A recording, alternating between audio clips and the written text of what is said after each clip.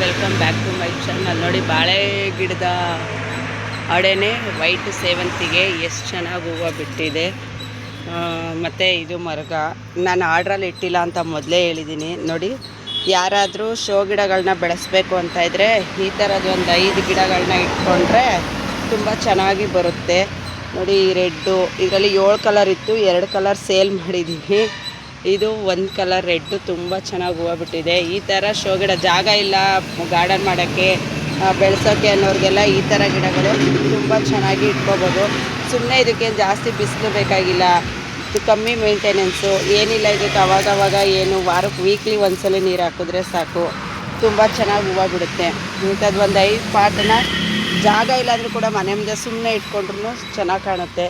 ಈ ಥರ ನಾನು ಶೋ ಗಿಡಗಳನ್ನ 7 ಕಲರ್ ಇತ್ತು, 2 ಕಲರ್ ಇಲ್ಲ, ಅದು 2 ಸೇಲ್ ಆಗಿದೆ. ಇದು 5 ಮಾತ್ರ ತುಂಬ ಚೆನ್ನಾಗಿದೆ. ಇದು ನೋಡೋಕ್ಕೆ ಸಕದ ಹೂವು ಮಾತ್ರ ಗೊಂಚಲು ಥರ ಬಿಡುತ್ತೆ, ಚೆನ್ನಾಗೂ ಕಾಣುತ್ತೆ. ಈ ಥರ ಶೋ ಗಿಡಗಳನ್ನ ಇಟ್ಕೊಂಡ್ರೆ ಮನೆ ಮುಂದೆ ತುಂಬ ಚೆನ್ನಾಗೂ ಇರುತ್ತೆ.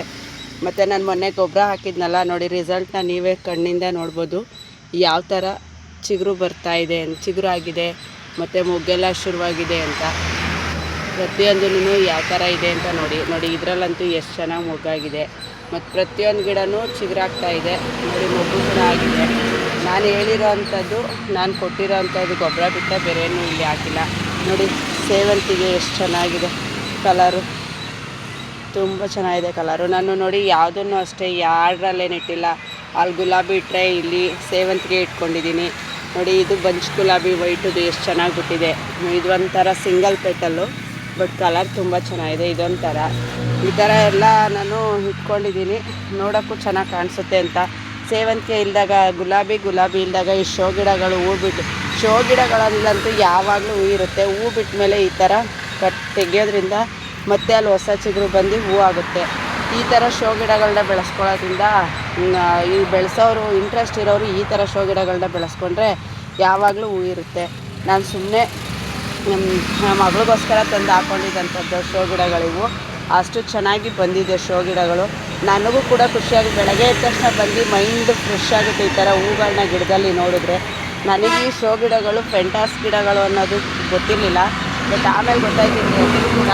ಅದೇ ತುಂಬ ಚೆನ್ನಾಗಿದೆ ನೋಡ್ಬೋದು. ನಾನು ಕನಕಾಂಬರ ಗಿಡನೂ ಸಹ ಗ್ರೋ ಬ್ಯಾಗಲ್ಲೇ ಹಾಕಿದ್ದೀನಿ. ಕೆಲವ್ರು ನೆಲದಲ್ಲೇನು ಬೆಳೆಸ್ಬೇಕು ಅಂತೇಳಿಲ್ಲ, ನಾನು ಎಲ್ಲ ರೀತಿಯಲ್ಲೂ ಬೆಳೆಸೋ ಪ್ರಯತ್ನವನ್ನು ಮಾಡ್ತಾಯಿದ್ದೀನಿ. ಗ್ರೋ ಬ್ಯಾಗಲ್ಲಾಗಿರ್ಬೋದು, ಪಾಟಲ್ಲಾಗಿರ್ಬೋದು, ನೆಲದಲ್ಲಾಗಿರ್ಬೋದು, ಪ್ರತಿಯೊಂದರಲ್ಲೂ ಬೆಳೆಸೋಕ್ಕೆ ಟ್ರೈ ಮಾಡ್ತೀನಿ. ನೋಡಿ, ತೆಂಗಿನ ಮರದಡೆನೇ ಕೂಡ ನಾನು ಒಂದು ಶೋ ಹಾಕಿದ್ದೀನಿ. ಆ ಶೋ ಗಿಡದಲ್ಲಂತೂ ತುಂಬ ಚೆನ್ನಾಗಿ ಹೂವು ಆಗ್ತಾಯಿದೆ. ಅದು ನೋಡೋಕ್ಕೆ ಈ ಥರ 1-2 ಹೂಗಳನ್ನ ನೋಡಿದ್ರೆ ಮನಸ್ಸಿಗೆ ಎಷ್ಟೋ ಸಂತೋಷ ಸಿಗುತ್ತೆ. ನೋಡಿ, ನಾನು ತೆಂಗಿನ ಮರದಡೆ ಶೋ ಗಿಡನೂ ಹಾಕಿದ್ದೀನಿ, ಮತ್ತು ಮನೆಗೆ ಸೊಪ್ಪು ಸಹ ಬೆಳ್ಕೊಂಡಿದ್ದೀನಿ. ಸೊಪ್ಪು ನೋಡ್ತಾ ಇರ್ಬೋದು, ಅರವೆ ಸೊಪ್ಪು. ಇದು ಒಂದು ಸಲ ಇನ್ವೆಸ್ಟ್ಮೆಂಟ್ ಥರ. ಇದು ಕುಯ್ತಾನೆ ಇದ್ದರೆ ಹೊಡಿತಾನೆ ಇರುತ್ತೆ, ಮತ್ತೆ ಹಾಕಬೇಕು ಅನ್ನೋ ಅವಶ್ಯಕತೆ ಇರಲ್ಲ. ಎಷ್ಟು ಚೆನ್ನಾಗಿ ಬಂದಿದೆ ನೋಡಿ. ಆ ಸೈಡ್ ಕುಯ್ದಿದ್ದೀನಿ ಮತ್ತು ಹೊಡಿತಾ ಇದೆ, ಈ ಸೈಡು ಇನ್ನೂ ಬಿಟ್ಕೊಂಡಿದ್ದೀನಿ ಕುಯ್ಯೋದಕ್ಕೆ ಅಂತ. ಈ ಥರ ನಾನು ಬೆಳೆಸ್ಕೊಳ್ಳೋದು. ಅದಕ್ಕೆ ಅಂತ ಟೈಮೆಲ್ಲ ವೇಸ್ಟ್ ಮಾಡಿಕೊಂಡು ಇಲ್ಲಿ ತೆಂಗಿನ ಮರದಡೆ ಬರೋಲ್ಲ ಅಂತ ನಾನು ತೆಂಗಿನ ಮರದಡೆ ಸುಮಾರು ಗಿಡ ಬೆಳೆಸ್ಕೊಂಡಿದ್ದೀನಿ. ನೋಡ್ಬೋದು, ಬದನೆ ಗಿಡನೂ ಕೂಡ ಹಾಕಿದ್ದೀನಿ. ಬದನೆಕಾಯಿ ಸಹ ಎಷ್ಟು ಚೆನ್ನಾಗಿ ಕಾಯಿ ಎಷ್ಟು ದಪ್ಪ ಬಿಟ್ಟಿದೆ ಅಂತ ನೋಡಿ. ಗುಲಾಬಿ ಗಿಡನೂ ಅಷ್ಟೇ ಗ್ರೋ ಬ್ಯಾಗಲ್ಲಿ ಎಷ್ಟು ಚೆನ್ನಾಗಿ ಗ್ರೋತ್ ಆಗ್ತಾ ಇದೆ, ಎಲ್ಲ ಚಿಗುರು ಹೊಡಿತಾ ಇದೆ.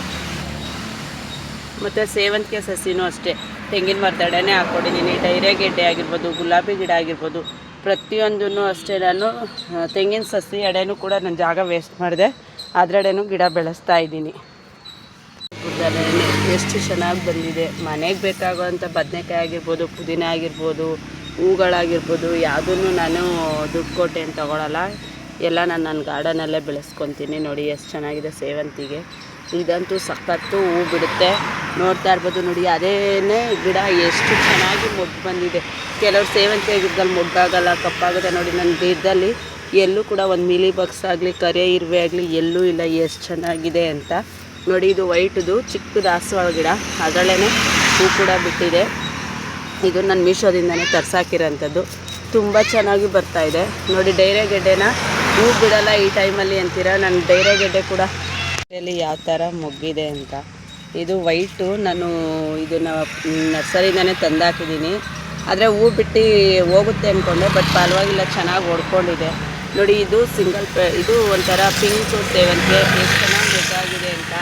ಗಿಡ ತುಂಬ ಮುಗ್ಗಿದೆ. ಈ ಥರ ಇದ್ದರೆ ದೇವ್ರ ಪೂಜೆಗೂ ಯೂಸ್ ಆಗುತ್ತೆ, ಎಲ್ಲ ಆಗುತ್ತೆ. ನೋಡಿ ನಾನು ಈ ಥರ ಪಿಂಚಿಂಗ್ ಮಾಡಿದ್ರೆ ಈ ಥರ ಖುಷಿಯಾಗಿ ಬರುತ್ತೆ ಅಂತ ಗಿಡನ ಯಾವಾಗಲೂ ಅಷ್ಟೇ ಈ ಥರ ಪಿಂಚ್ ಮಾಡಿಕೊಂಡ್ರೆ ಗಿಡ ಈ ಥರ ಹರಡ್ಕೊಂಡು ತುಂಬ ಚೆನ್ನಾಗಿ ಹೂ ಬರುತ್ತೆ.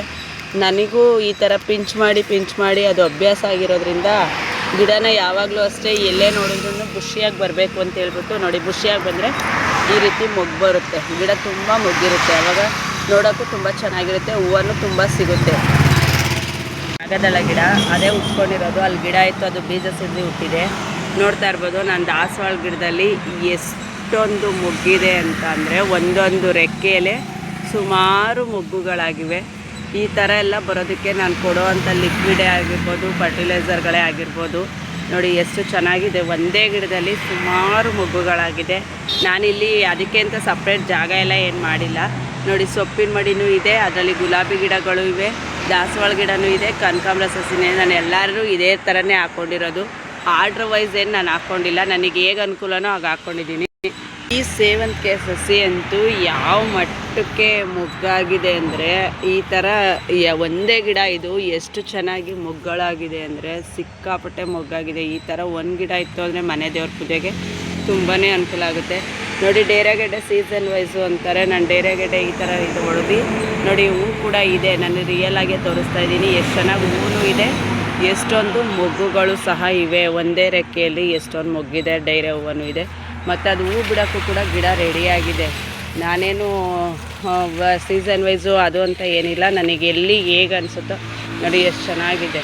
ಅದು ಎಷ್ಟು ದಪ್ಪ ಹೂವು ಬಿಟ್ಟಿದೆ, ಮೊಗ್ಗಳು ನೋಡಿ ಇನ್ನೂ ಎಷ್ಟೊಂದಿದೆ. ಒಂದೇ ರೆಕ್ಕೆಯಲ್ಲಿ ಒಂದು 10 ಮೊಗ್ಗಿದೆ. ಈ ಥರ ನಾನು ಬೆಳೆಸ್ಕೊತೀನಿ. ನಾನು ಆಮೇಲೆ ನೋಡಿ ಇದು ಅಷ್ಟೇ ಸೇವಂತಿಗೆ ಸಸಿ ಐರ್ಗಳಿರಲ್ಲ ಅಂತೀರ, ನಾನು ಕಿತ್ತು ಕೊಟ್ಟಿರೋ ಜಾಗ ಎಲ್ಲ ಖಾಲಿ ಇದೆ. ಕಿತ್ತಿರೋ ಜಾಗ ಎಲ್ಲ ಖಾಲಿ ಇದೆ, ಸುತ್ತ ನೋಡಿ ಯಾವ ಥರ ಹರಡ್ಕೊಂಡಿದೆ ಅಂತ. ಇಂಥದ್ದು ಒಂದು ಗಿಡ ಹಾಕೋತು ಅಂದರೆ ಮನೆಗೆ ಬೇಕಾದಷ್ಟು ಹೂ ಸಿಗುತ್ತೆ. ಏನಕ್ಕೆ ಇಷ್ಟ ನಮಗೆ ಅಂದರೆ ಇದು ಸಿಕ್ಕಾಪಟ್ಟೆ ತೊಟ್ಟು ಉದ್ದ ಬರುತ್ತೆ ಮತ್ತು ತುಂಬ ಅಗಲ ಇರುತ್ತೆ. ಹೂವು ನೋಡೋಕ್ಕೂ ತುಂಬ ಚೆನ್ನಾಗಿರುತ್ತೆ. ಹೂವು ಒಂದು 10 ಹೂವು ಕಟ್ತು ಅಂದರೆ ಒಂದು ಮೊಳ ಕಟ್ಟಿದ್ದೀವೇನೋ ಅನ್ನೋ ಹಂಗಿರುತ್ತೆ. ಅದಕ್ಕೆ ಈ ಥರ ಹೂವನ್ನ ಗಿಡ ತುಂಬ ಇಷ್ಟ ನನಗೆ. ನಂಗೆ ನಾರ್ಮಲ್ ಕನಕಾಂಬರಗಿಂತ ಈ ಹೂವೇ ತುಂಬ ಇಷ್ಟ. ನೋಡಿ ಈ ಥರ ಇರುತ್ತೆ ಹೂವು. ನೋಡಿ ದಾಸವಾಳ ಅಂತೂ ಈ ಕಲರ್ ಎಷ್ಟು ಅಗಲ ಇದೆ ಅಂದರೆ ತುಂಬ ಚೆನ್ನಾಗಿದೆ ಕಲರು. ಆಮೇಲೆ ಅದಕ್ಕೆ ನೋಡಿರಿ ಜೇನುಳ ಯಾವ ಥರ ಇದೆ ಅಂತ ರಸ ತಗೊಳ್ಳೋಕ್ಕೆ. ಮತ್ತು ಈ ಕಲರ್ ಅಂತೂ ಸಿಕ್ಕಾಪಟ್ಟೆ ಚೆನ್ನಾಗಿದೆ. ನನ್ನ ಗಾರ್ಡನಲ್ಲಂತೂ ಸಿಕ್ಕಾಪಟ್ಟೆ ಕಲರ್ಸ್ ಇದೆ ದಾಸವಾಳ. ಅದರಲ್ಲೂ ಈ ಕಲರ್ ಇನ್ನೂ ತುಂಬ ಚೆನ್ನಾಗಿದೆ. ನೋಡ್ಬೋದು ಇದು ಅಷ್ಟೇ ಎಷ್ಟು ಚೆನ್ನಾಗಿದೆ ಅಂದರೆ ವೈಟು ಕ್ರೀಮ್ ಮಿಕ್ಸು.